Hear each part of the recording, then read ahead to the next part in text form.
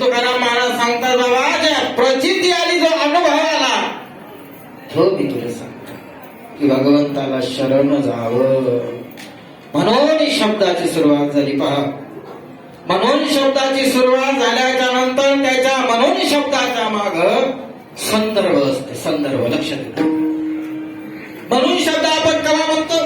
एखाद्या व्यक्तीची वाट आपण पाहता बस स्टँडवर उभे आहोत. एखाद्या व्यक्तीने विचारलं, काहून रे बाबा, बऱ्याच वेळेच्या आम्ही पाहता तुम्ही इथं उभे आहे.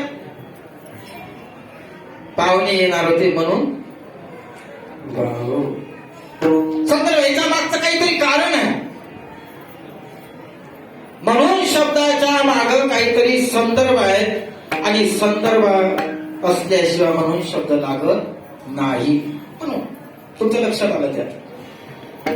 आणि त्यावेळेस महाराज सांगतात बाबा, म्हणून शरण जावे. आता याच्या मागचं काय असेल ते तुकाराम महाराजांना माहिती.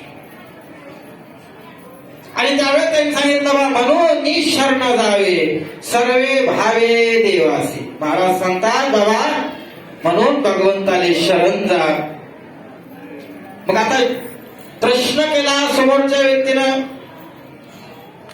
मग शरण जायची काय गरज आहे? सहज गेलं तरी जमतं, नाही का? शरण पाया धरायची काही गरज आहे का? नम्रता होऊनच गेलं पाहिजे असं आहे का? तुकाराम महाराज त्याचंही प्रमाण सांगते. शरण गेल्या काय ते फळ, तुका म्हणे गोड